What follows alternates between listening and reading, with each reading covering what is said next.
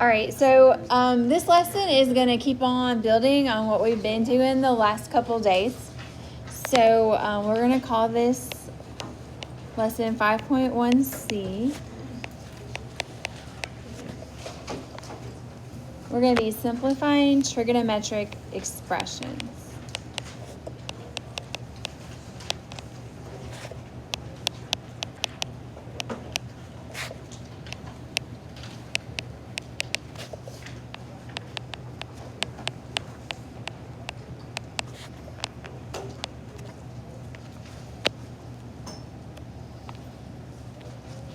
All right, so it's like I said, it's going to kind of combine them. So the last lesson was all about factoring.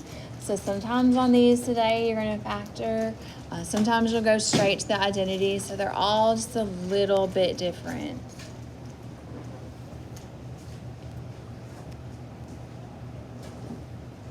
All right, so for our examples, the directions are just to simplify.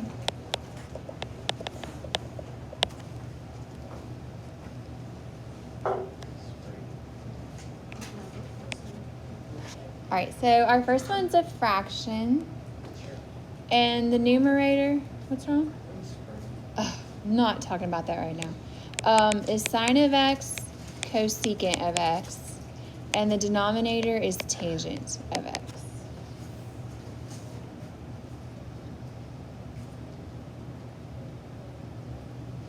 All right, so do you guys remember what I told you all about multiplying reciprocals the other day?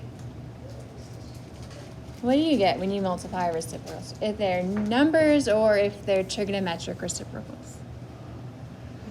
1. So every time you multiply reciprocals, you get 1. So we can use that to do the numerator. So if I multiply sine of x and cosecant of x, they are reciprocals, so I know for sure that is going to be 1.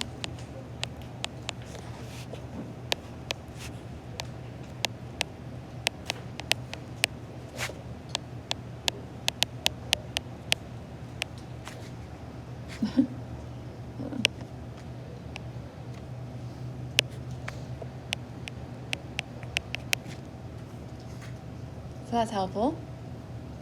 What about this 1 over tangent of x? Do you guys see that somewhere on your identity sheet? Yeah, it's just going to be cotangent of x. And you're done. So if you can get it down to just like one of your 6 trig ratios, you're definitely finished. It's still sometimes a little challenging to know when you're done and when you aren't, so we're just going to have to keep on practicing. All right, let's look at another one. So for B, we have the cotangent of negative theta times the sine of theta.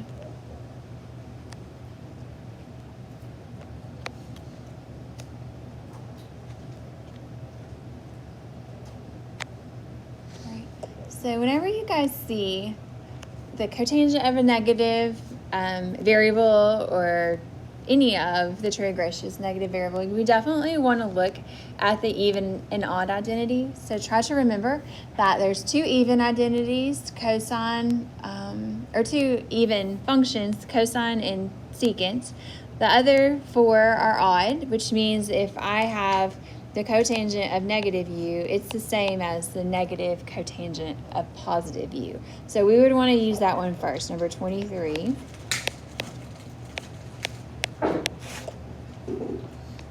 So the cotangent of negative theta is going to be the same as the negative cotangent of theta.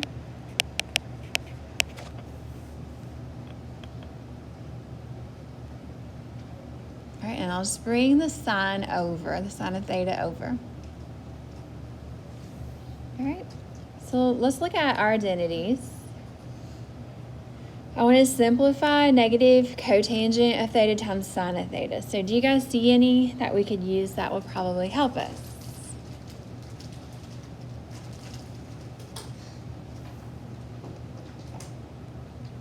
What do y'all think? It's okay if you're wrong. It's not a big deal.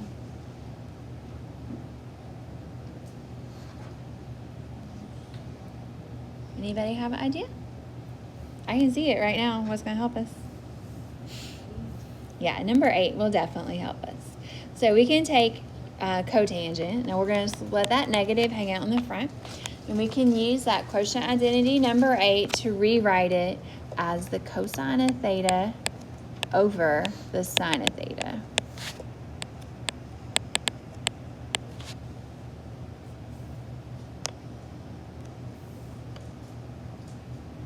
Now what happens with those sines of theta? They'll cancel. So if I have one in the denominator and one in the numerator, and we're multiplying, they'll cancel. And that's just going to leave us with negative cosine of theta. And that should be the answer.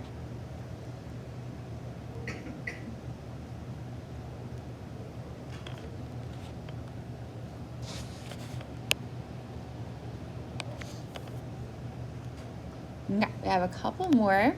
For the next one, we have tangent of x times the quantity cotangent of x plus tangent of x.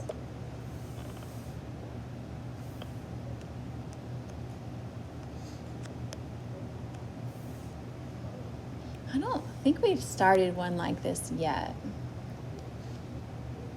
Any ideas on what you could do? It's something you would do in algebra a lot. Distribute, good. So we'll just take that tangent of x, and we're going to distribute it.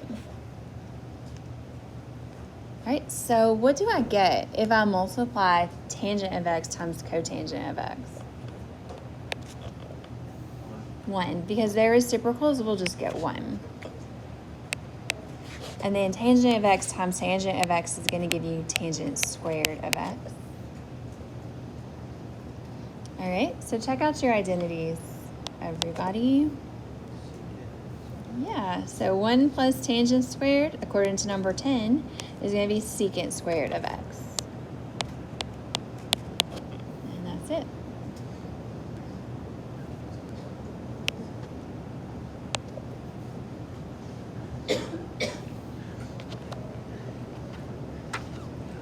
Okay, we have one more, and it is kind of a big step up from all of these. It took me about half a sheet of paper to do this one.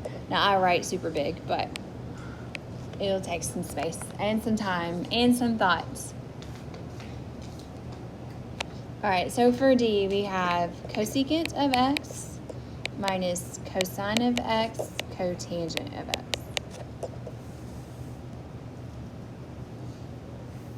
Now, we did several on the factoring day where they kind of look like this, and we could factor out a common factor, but do we have one here? Is there anything in common? There isn't.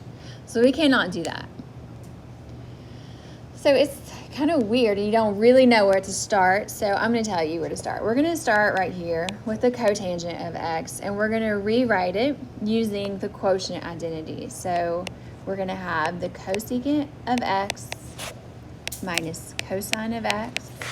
And we're going to multiply that by cotangent, written as a quotient, which is cosine of x over sine of x.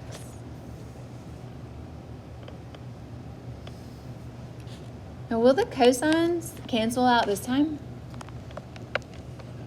They won't, because they're both in the numerator. So we'll just actually have to multiply them together and get cosine squared of x over sine of x.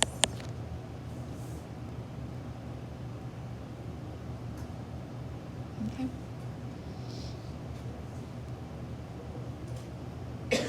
All right, so this is weird. Is there another way we can write cosecant? How can we write cosecant of x? Let's do that.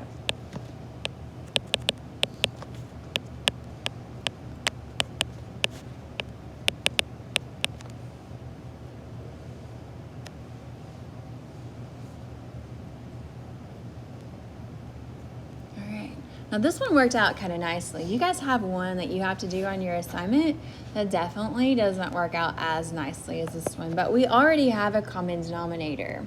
So if you are doing a problem like this and you don't have a common denominator, you would have to find one, but we're good on this one. So our common denominator is sine of x, so that's going to be the denominator when I subtract these. And then on the numerator, we'll just do what it says, 1 minus cosine squared of x.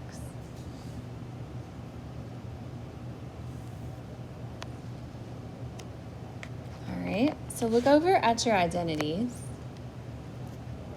Does 1 minus cosine squared of x equal something? Number 9, so it equals the sine of x. So if I take number 9, I take number 9 and I'll move the sign over. Oh wait, hold on, just kidding. Yeah, if I move the cosine over with the 1 by subtracting it, I get that 1 minus cosine squared of u is sine squared. So that's what we get on the numerator. Sine squared of x over sine of x. So what do you guys think you get if you take sine squared of x and divide it by sine of x? You get sine of x, good. And that should be it. Now that one had lots of places where if you were doing this on your own and you never seen one like that, you probably wouldn't really know what to start, where to start, or what to do. So that's why I wanted to do it. Like I said, you have one on your assignment kind of like this one, but slightly more difficult. So when you get to it, look back at this one, think about what we did, and I think you can figure it out. Okay, you guys have tons of time to work on purpose so I can help you. So this is going to be page 355. 35 through 44 is your assignment. And I went ahead and put the answers on the board so you'll know if you're right. If you're not, then you just need to ask me. I'll help you find your mistake.